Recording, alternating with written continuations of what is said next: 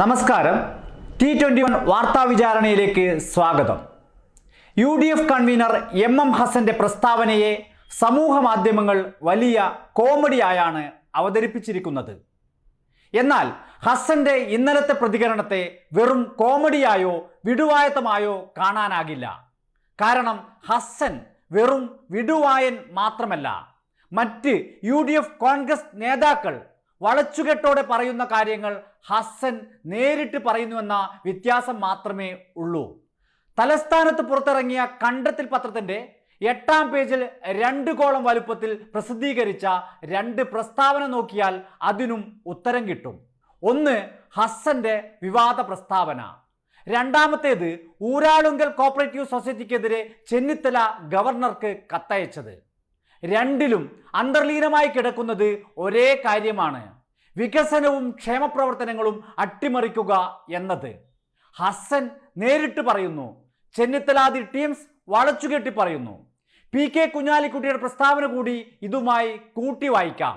ഇതെല്ലാം UDFന്റെയും കോൺഗ്രസിന്റെയും ജനവിരുദ്ധതയുടെ മുഖമാണ്.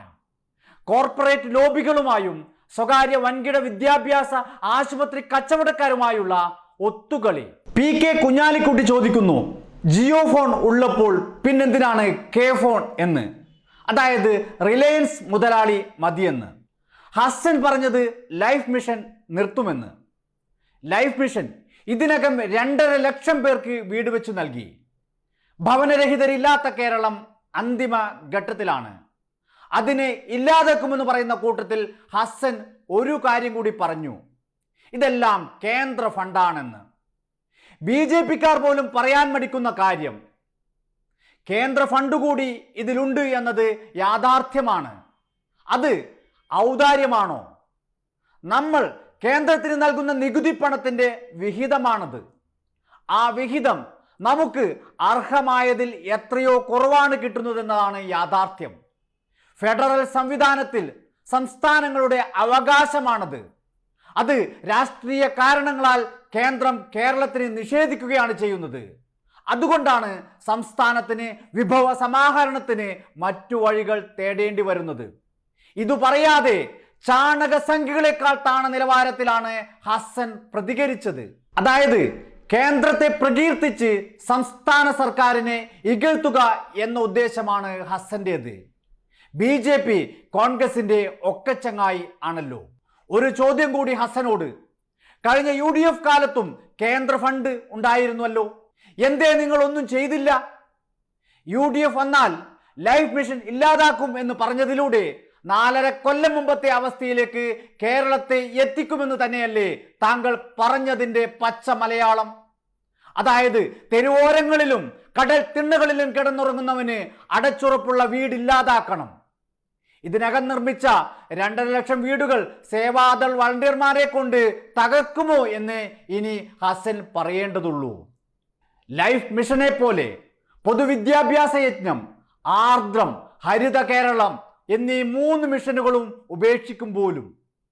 അതിന് ഹസനുള്ള മറുപടിയാണ് മാതൃഭൂമി പത്രത്തിന്റെ ഇന്നത്തെ ലീഡ് വാർത്ത. കുട്ടികൾ കൂടി അധ്യാപക നിയമനം റെക്കോർഡിലേക്ക്. ആവശ്യമുണ്ട് അധ്യാപകരെ.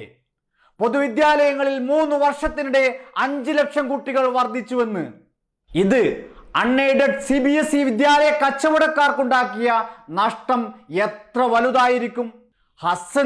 ഹസൻ പ്രതിനിധാനം ചെയ്യുന്ന വലതു രാഷ്ട്രീയത്തിനും സൃഷ്ടിക്കുന്ന അലോസരമാണ് ആ പ്രതികരണത്തിലൂടെ പുറത്തു വന്നത്.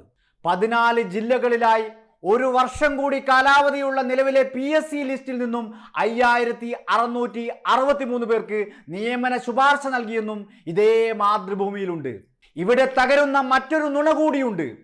PSC വഴി നിയമനം നടക്കുന്നില്ലെന്ന് ആരോപിച്ച് ഈ പത്രം ഉൾപ്പെടെ പ്രചരിപ്പിച്ച നുണകളാണത്.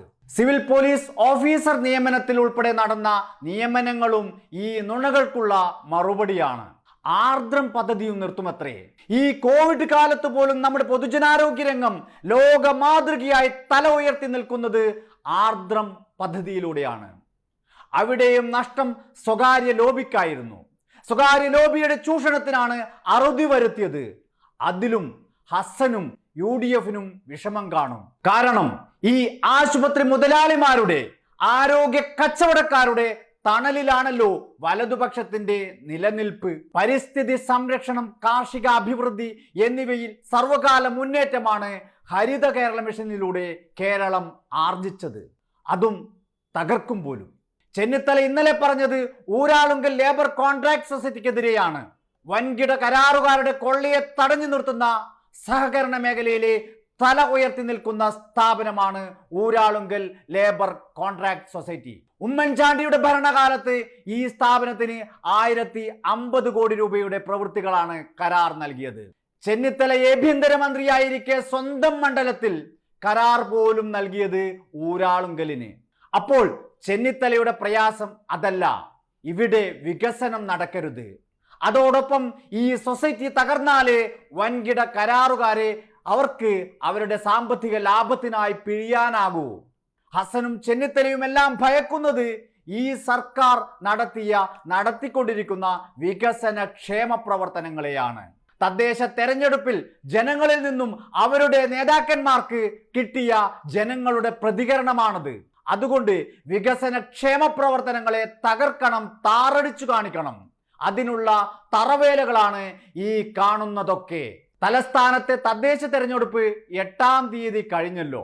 തലസ്ഥാന നഗരവികസനം ഇഴഞ്ഞു നീങ്ങുന്നുവെന്നായിരുന്നു 8-ാം തീയതി വരെ കണ്ടെത്തൽ പത്രം വാരി എഴുതി കൂട്ടിയത്. ഇനി തലസ്ഥാനത്തെങ്കിലും തൽക്കാലത്തേക്ക് വികസന വാർത്തകൾ നൽകാമെന്ന് കണ്ടെത്തൽ പത്രം ചിന്തിക്കുകയായിരിക്കും. നോക്കൂ ഈ തലക്കെട്ട്: തലസ്ഥാനത്തിന് പുതുവർഷ സമ്മാനം. ടെക്നോ പാർക്കിലെ IT സ്പേസിന് 2 ലക്ഷം ചതുരശ്ര അടി കൂടി നിർമ്മിച്ചിരിക്കുന്നു. കോവിഡ് കാലത്ത് പോലും തൊഴിലവസരങ്ങൾ സൃഷ്ടിക്കാനും IT രംഗം കരുത്താർജിപ്പിക്കാനും പ്രതിജ്ഞാബദ്ധമായി നിൽക്കുന്ന സംസ്ഥാന സർക്കാർ. ഇതാണ് മനോരമ പറയാത്തതും ജനം പറയുന്നതും.